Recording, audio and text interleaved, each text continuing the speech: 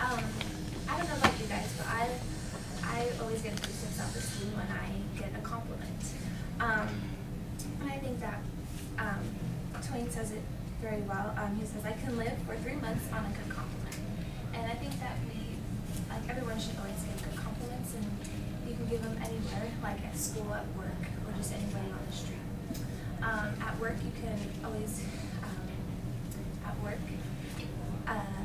you can always give compliments on how they're doing their job, and if it's great or bad. Even if it's a bad compliment, you can always better something. Just like at work, even though I'm having a bad day, I always come in with a good smile on my face and try to, just make the day go better. And people really compliment me on my attitude towards work.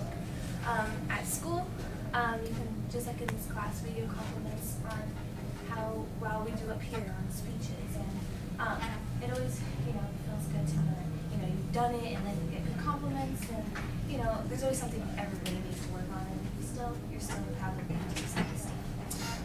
And then everywhere, even on the streets, you can always give a compliment, like, even just going, oh, hey, I like your shirt, it's really nice, and, that person's like, oh my God, she likes your shirt. And it just, really helps the person, feel good about themselves and go throughout their day feeling a little bit better with a boost of self-esteem.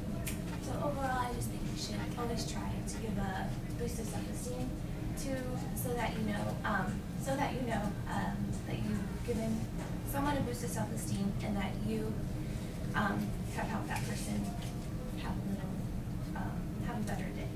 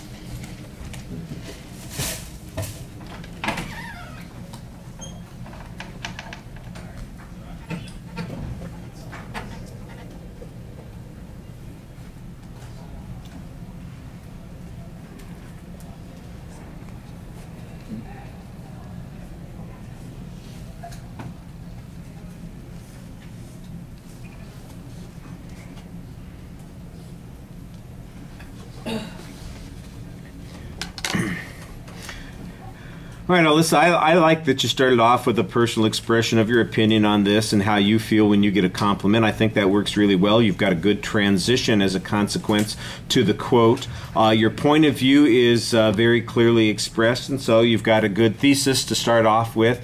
You kind of rushed through the preview, and you're keeping it simple. It was a little strange, though. You went through the preview, and then the first thing you talked about was actually the second thing in your preview, and then the second thing that you talked about was the first thing in the preview, so there's a little bit of inconsistency there. You want to be careful about that and try to be a little more consistent.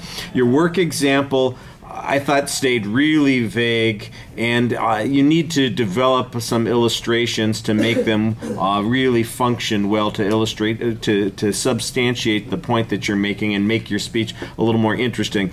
Everybody has this problem at first when they're doing these kinds of speeches. Everything stays abstract a little bit. You've got ideas, but you need to personalize them. You need to illustrate them. You need to turn them into stories. You need to make them actual, something that people would want to listen to.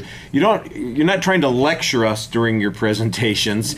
You're trying to share something with us and tell us something about you as a person. And that's, and I've said it before, ideas will come later on, but you kind of have to find a way. So you're thinking about work, for instance. Well, when at work did you get or give a compliment where there was a positive outcome? Think of that time that you said something nice to one of your coworkers, or an employee said something nice about the job that you were doing and how it made you feel and how you reacted and what the impact was on your relationships with other people as a consequence. And then you can fill in a little bit, telling us about the situation. I don't know where you work.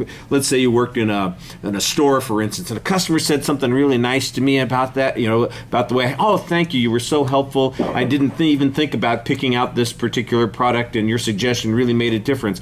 You know what? And when they said that, I thought, I'm not an expert in whatever the product is that that person was buying, but I knew that I could give them good advice, and I felt better about myself. And boy, the rest of the day when I gave people advice, I was so much more confident. That's the kind of thing. It'll fill in a little bit better if you can find a particular. It's always easier if you tell people, you say, describe your house, people go, well, it's brown, it's 3 stories, so on and so forth. If you tell people, describe your room, they get a little bit more focused. Well, I can think about the walls, what's on the walls, where my bed is relative to everything else. If you tell people, okay, I want you to focus on describing your bed, for instance, well, now I got to think about what the size is. The more specific you get, usually the more details come to people's minds. When you keep it at a broader level, it's a little bit more problematic. On presentation, you need to project your voice a little bit more.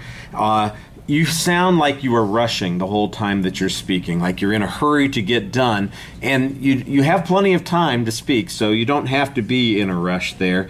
I think that's where your anxiety is coming out. And the other place where your anxiety is coming out is the way you shift your weight. There's a lot of this back and forth kind of thing that's, I think that's just nervousness coming out. On the other hand, I thought your facial expressions were very animated and involved. You had excellent eye contact with the audience. You're doing a good job on all those kinds of things. And I like that you had a good summary and exit. I think that given the subject, it would have been nice to give us all a compliment while you were exiting. And thank you all for being such a fantastic audience. I mean, I really think that you did a good job today. And of course, we'd all, that's a little corny, but we'd probably all appreciate it and feel better about ourselves as a consequence.